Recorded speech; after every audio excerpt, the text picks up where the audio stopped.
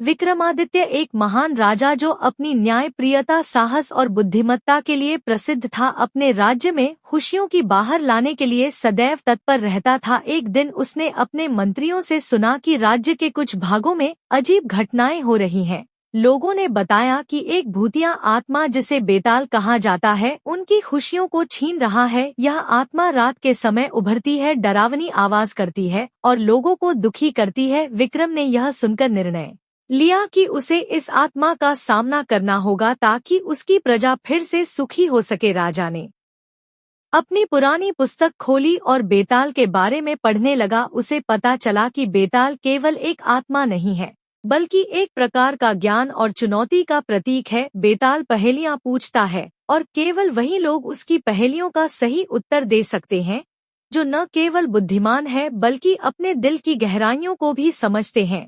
विक्रम ने सोचा, यदि मैं बेताल को हराकर इसे अपने राज्य से निकाल दूं, तो मेरे लोगों को राहत मिलेगी। राजा विक्रम ने अपनी योजना बनाने शुरू की। उसने अपने वफादार मित्रों को बुलाया और उन्हें अपनी योजना बताई। महाराज, यह खतरनाक है, क्या आप सच में बेताल का सामना करने के लिए तैयार है? विक्रम ने दृढ़ता से कहा, मैं अपने राज्य की भलाई के लिए हर संभव प्रयास करूंगा। यदि मुझे अपनी जान भी जोखिम में डालनी पड़े तो मैं पीछे नहीं हटूंगा। विक्रम ने अपनी तलवार और शाही वस्त्र पहने और एक यात्रा पर निकल पड़े। वह घने जंगल की ओर बढ़े जहां कहा जाता था कि बेताल का निवास है। जंगल में कदम रखते ही विक्रम ने महसूस किया कि पेड़ और झाड़ियां जैसे उसे घूर रही थी, लेकिन उसने साहस नहीं छोड़ा। मैं इस यात्रा को पूरा करूंगा, उसने मन में ठान लिया। जंगल में चलते हुए विक्रम का सामना किया। कहीं कहीं तो उसे भयानक जानवरों का सामना भी करना पड़ा, लेकिन उसने अपनी तलवार का उपयोग करके खुद को सुरक्षित रखा। उसकी एकमात्र चिंता यही थी कि वह बेताल तक पहुंच सके। रास्ते में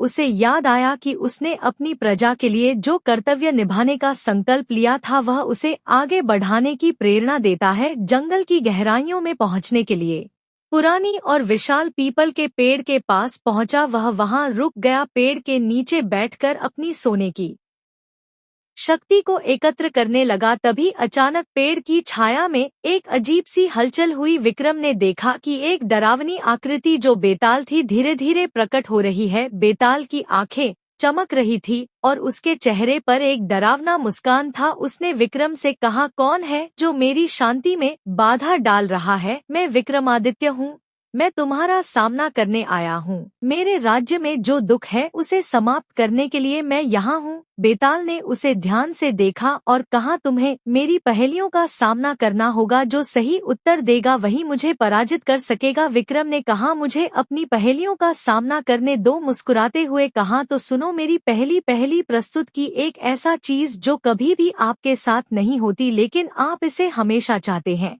वह क्या है? विक्रम ने थोड़ा सोचा और कहा, यह खुशी है। सही उत्तर, लेकिन यह केवल शुरुआत है। विक्रम ने राहत की सांस ली, लेकिन यह जानता था कि उसे और भी पहेलियों का सामना करना है। बेताल ने फिर दूसरी पहेली दी, एक ऐसा चीज जो जीवन में बहुत महत्वपूर्ण है, लेकिन जब आपके पास होता है तो आप इसे अनदेखा कर देते हैं। वह क्या है? विक्रम ने उत्तर दिया, यह स्वास्थ्य है। लेकिन तुम यहाँ केवल अपनी बुद्धि के लिए नहीं आए हो, तुम्हें अपने दिल की गहराई में झांकना होगा। जैसे जैसे विक्रम ने बेताल की पहेलियां का सामना किया, उसने अपने भीतर की शक्तियों को पहचानना शुरू किया।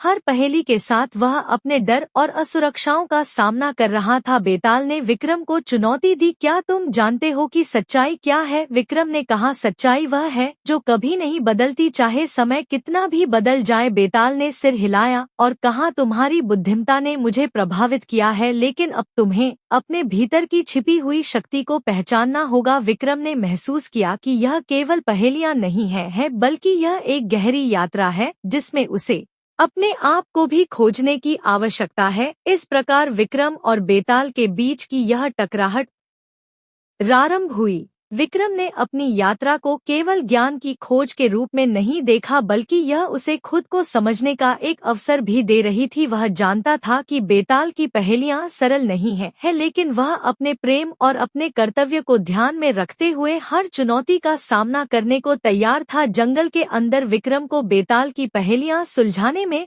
आनंद आ रहा था। उसने अनुभव किया कि यह न केवल उसके लिए एक चुनौती है बल्कि यह उसे अपने आप को जानने का भी एक अवसर दे रहा है। उसने अपने जीवन के अनुभवों को याद किया जब उसने कठिनाइयों का सामना किया था और उसने हमेशा सही निर्णय लेने की कोशिश की थी। विक्रम ने निर्णय लिया कि वह बेताल की सभी पहेलियां को सुलझाकर न केवल अपने राज्य को मुक्त करेगा बल्कि स्वयं को भी एक नई पहचान देगा। उसने अपनी तलवार को मजबूती से पकड़ लिया और बेताल से कहा, मैं तैयार हूँ, मुझे अपनी अगली पहेली दो। बेताल की आंखों में एक चमक आई। उसने विक्रम की बुद्धिमत्ता और साहस को पहचान लिया था। वह जानता था कि यह राजा केवल एक चुनौती के लिए नहीं आया है बल्कि अपने राज्य की भलाई के लिए भी वह दृढ़ संकल्पित है।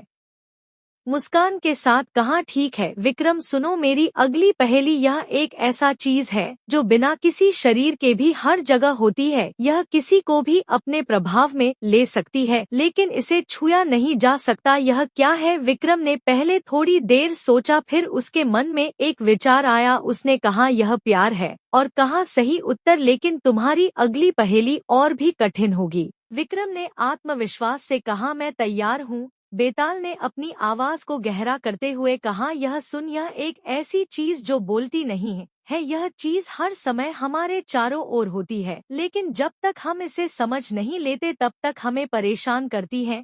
थोड़ी देर सोचा। उसने अपने जीवन में विभिन्न अनुभवों को याद किया जब उसने महसूस किया था कि कुछ बातें बिना बोले ही कही जाती हैं और तब उसे एक स्पष्ट उत्तर मिला। उसने कहा, यह मौन है। बेताल ने कहा, सही उत्तर, तुम्हारी बुद्धिमत्ता सराहनीय है लेकिन अब तुम्हें एक और चुनौती का सामना करना होगा। बेटा, मेरी अगली पहेली सुनो। एक ऐसा चीज जो हमें जोड़ता है लेकिन हमें अलग भी करता है। विक्रम ने फिर से सोचना शुरू किया। उसने अपने राज्य की जनता के बीच के रिश्तों के बारे में सोचा और तब उसे एक और स्पष्ट उत्तर मिला, यह स्वार्थ है। उसने उत्तर दिया। बेताल ने मुस्कुराते हुए कहा, सही उत्तर, तुम सच में बुद्धिमान हो लेकिन अब तुम्हारी परीक्षा सुनो। बेताल ने अपना चेहरा विक्रम की ओर मोड़ा और कहा, क्या तुम जानते हो कि सच्चा साहस क्या है? विक्रम ने ध्यान से सोचा और सच्चा साहस वह जब आप अपने डर के बावजूद भी सही निर्णय लेते हैं। तब यह सुनकर बेताल ने कहा, बहुत अच्छा। तेरी पहेली पूछता हूँ। उसने कहा, किसी को भी बिना देखे कोई पहचान ना पाए लेकिन फिर भी यह हमेशा वहाँ होता है, यह क्या है? विक्रम ने थोड़ी देर विचार किया और फिर उसे उत्तर दिया, यह विश्वास है। बेताल ने उसकी बुद्धिमत्ता को फिर से सराहा। सही उत्तर, लेकिन यह खेल अभी खत्म नहीं हुआ है, तुम्हें मेरी एक और पहेली का सामना करना होगा। विक्रम ने कहा, मैं तैयार हूँ। बेताल ने कहा, सुनो, एक ऐसा चीज जो हमेशा चलता है लेकिन कभी ठहरता नहीं है, यह क्या है? विक्रम ने सोचा और उसके मन में एक विचार आया, यह समय है। उसने कहा। बेताल ने फिर से कहा, सही उत्तर, तुम सच में एक बुद्धिमान राजा हो लेकिन अब तुम्हें एक पहेली के साथ एक कठिनाई का सामना करना होगा। तो दोस्तों, अगर हमारी कहानी आपको पसंद आ रही है तो आगे की कहानी जानने के लिए वीडियो को लाइक करें, कमेंट में पार्ट 2 लिखें। साथ ही ऐसी और वीडियो के लिए चैनल को